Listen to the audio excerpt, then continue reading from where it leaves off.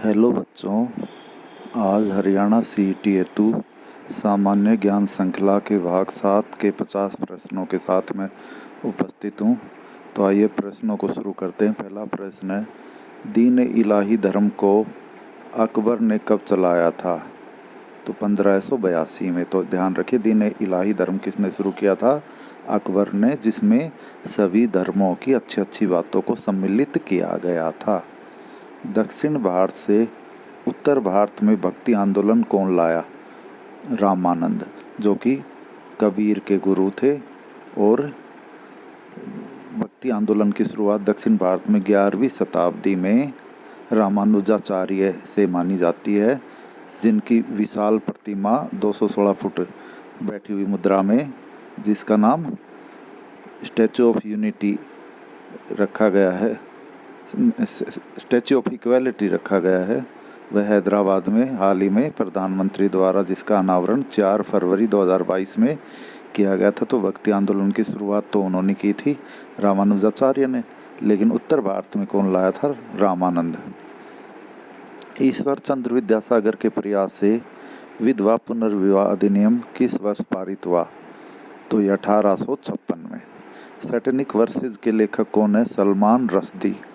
रविन्द्रनाथ टैगोर द्वारा शांति निकेतन की स्थापना किस वर्ष की गई? 1901 में। कलिंग पुरस्कार किस संस्था द्वारा दिया जाता है? यूनेस्को द्वारा विज्ञान के क्षेत्र में 1952 से।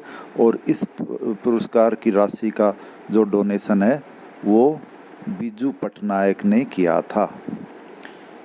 भारत संयुक्त राष्ट्र संघ का सदस्य कब बना? 1945 में, यानी शुरू से ही भारत संयुक्त राष्ट्र संघ का सदस्य है। और 24 अक्टूबर 1945 को जब संयुक्त राष्ट्र संघ की स्थापना हुई थी, तभी से भारत इसका सदस्य है। भारतीय वन सर्वेक्षण विभाग का मुख्यालय कहाँ है? देहरादून।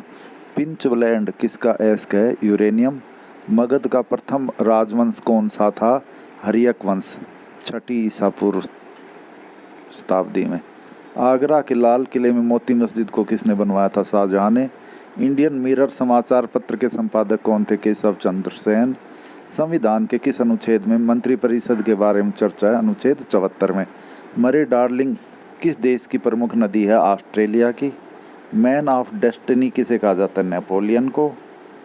कांग्रेस ने किस गोलमेज सम्मेलन में भाग लिया था? केवल दूसरे में, जो कि 1931 में आयोजित हुआ था लंदन में, और महात्मा गांधी ने इसे में भाग लिया था। माओरी कहाँ की जनजाति है? न्यूजीलैंड की। वनडे वंडर्स नामक पुस्तक के लेखक कौन है? सुनील गावस्कर। हिंदी हिंदू हिंदुस्तान का नारा किसने दिया था? भारतेंदु हरिश्चंद्र ने। अखिल भारतीय किसान सभा की स्थापना किस वर्ष हुई थी? तो ये 11 अप्रैल 1936 में। देश का प्रथम कृषि विश्वविद्यालय कौन सा? पंतनगर विश्वविद्यालय, जो कि 17 नवंबर 1960 को स्थापित हुआ, और यह उत्तराखंड में स्थित है। अनुच्छेद 356 के अंतर्गत पहली बार राष्ट्रपति शासन कब और किस राज्य में लगा था?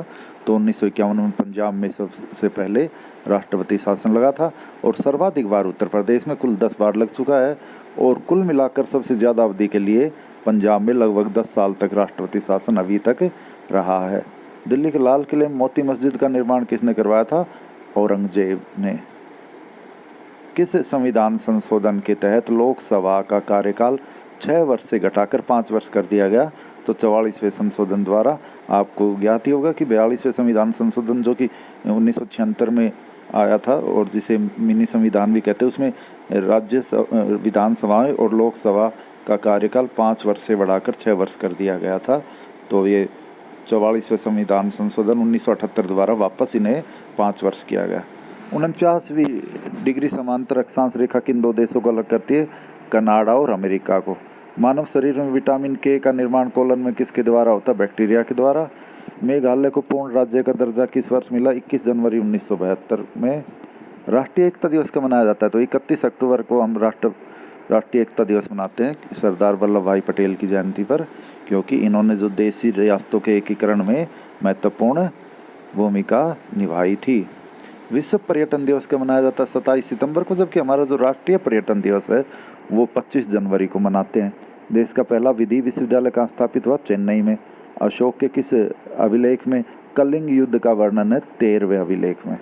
बिना अपील, बिना वकील, बिना दलील का कानून किसे कहा गया? रोलेट एक्ट को। करीबा बांध किस नदी पर बना है? तो ये जाम्बेजी नदी पर बना है 1959 में, और ये जिम्बाब्वे और जाम्बिया की सीमा पर स्थित है। राजा राम मोहन राय को किसने राजा की उपाधि दी? अकबर द्वितीय ने, जिन्होंने इन्हें अपना दूत बनाकर ब्रिटेन में भेजा था, और वहीं पर 1833 में राजा राम मोहन राय का निधन हो गया था। लोक लेखा समिति में राज्यसभा के कितने सदस्य होते हैं? 7। अखिल भारतीय किसान सभा के प्रथम अध्यक्ष कौन थे? स्वामी सहजानंद।